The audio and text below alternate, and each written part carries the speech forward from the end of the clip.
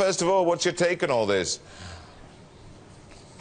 Well, we're very excited. We congratulate the great negotiating team at the U.S. Trade Representative Office. Together with the United States, 11 other countries negotiated over 5 years.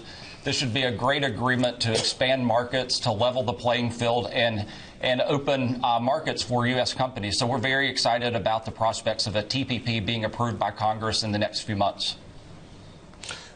You've probably been sounding out some of your members, and well, what are they making of it? Is it a broadly positive take at the moment?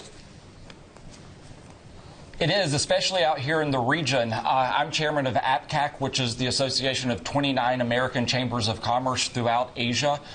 We're on the front lines of opening markets in the region, and this is a very dynamic region. This is the exact type of American leadership that we've been looking for, and this is the pivot, and so we're very optimistic about the prospects that this TPP agreement will bring to American companies, but to all 12 economies in the agreement.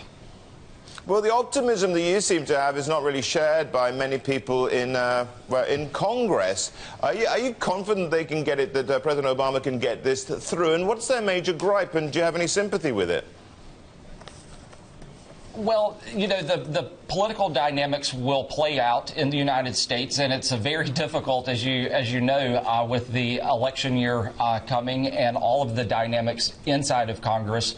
I think there's a lot of attention focused on very specific sectors, and I think what's important is to look at the big agreement at the macro level.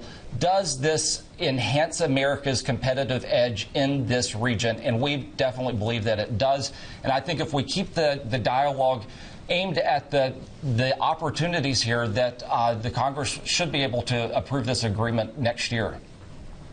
Jackson, you mentioned it, you alluded to it at least, which is this is the pivot, Obama's famous pivot to Asia. Now, what about your members in Asia? What opportunities does this actually bring up for them?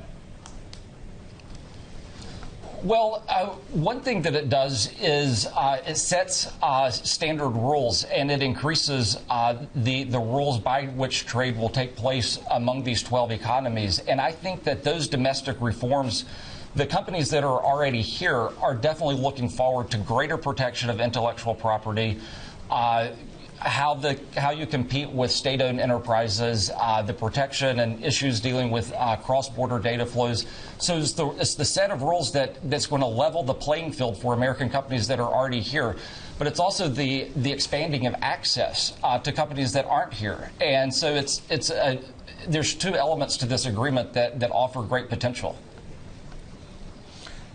And last and certainly not least, China's, well, excluded or not in this. You know, how much does that counter the influence that China has in this part of the world?